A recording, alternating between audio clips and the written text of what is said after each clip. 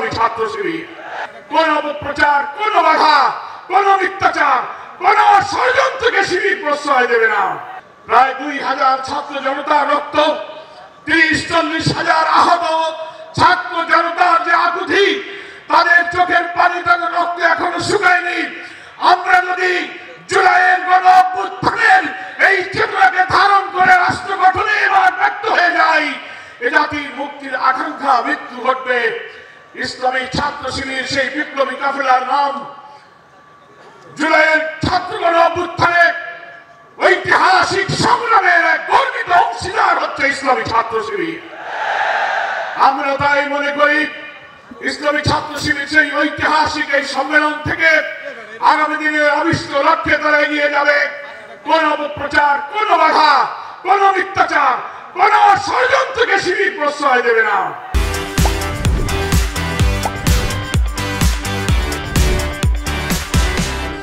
আজকে বাংলাদেশের ধর্মনিরপেক্ষবাদী শিবিরকে যারা সমাজতান্ত্রিক কমিউনিস্টরা বারবার আমাদের এখান থেকে মুছে দিতে চেয়েছে, তাদের কাছে বলতে চাই, এই দীর্ঘ ফ্যাসিবাদের কালো যুগে মিথ্যাচার, অপপ্রচার, রক্তদান অপবাদ, চাঁদাবাজির অপবাদ, সন্ত্রাসের অপবাদ দিয়ে তোমরা শিবিরকে থামিয়ে দিতে চেয়েছ।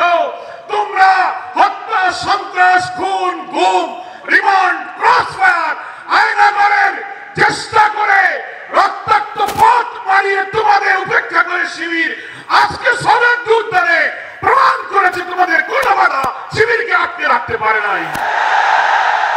আমরা বিস্মিত হই যখন শিবিরকে রক্ষা বলে বদনাম করা হয়, অপবাদ দেওয়া হয়। আমার পরিষ্কার মনে আছে, ইতিহাস সাক্ষী, বাংলাদেশের জামাত ইসলামী পঞ্চম জাতীয় সংসদে আমাদের পার্লামেন্টারি পার্টির লিডার সাবেক মন্ত্রী মাওলানা মুজিবুর নিজামী শিবিরের বিরুদ্ধে অপবাদের ব্যাপারে সংসদে দাঁড়িয়ে তিনি চ্যালেঞ্জ দিয়েছিলেন, শিবিরকে রক্ষাটার নামে যে বদনাম করা হয়, উনি পার্লামেন্টে দাঁড়িয়ে চ্যালেঞ্জ দিয়েছিলেন শিবির রক কেটেছে। একটা প্রমাণ যদি কেউ দেখাতে পারে, অনেক হত্যাকাণ্ডের পোস্টমর্টেম রিপোর্ট আছে, এখন আজও পর্যন্ত কোনো প্রমাণ দিতে পারেনি। উনি বলেছিলেন যদি কেউ প্রমাণ দিতে পারে যে শিবির রক কেটেছে, যে কোনো পোস্টমর্টেম রিপোর্ট, কোন সংঘর্ষ কখন হয়েছে, আপনারা নিয়ে আসুন। প্রমাণ দিতে পারবেন না, প্রমাণ দিতে পারলে আমি রাজনীতি ছেড়ে দেব। অনেক বছর হয়েছে, পঞ্চম পার্লামেন্ট 93-94 সাল, আজও পর্যন্ত এই মিথ্যাচারের বিরুদ্ধে নিজামী যে চ্যালেঞ্জ দিয়েছিল, সেই চ্যালেঞ্জকে গ্রহণ করতে পারিনি। মিথ্যা অপপ্রচার করে ইসলামী ছাত্র শিবিরের এই অপ্রতিরোধ্য মৃত্যু ভয়হীন চেতনার এই অভিযাত্রাকে কেউ রুখে দিতে পারবে না। যারা শিবিরকে, জামাতকে চাঁদাবাজ, ব্যাংক লুট আর রক্ষাটার অপবাদ দেন,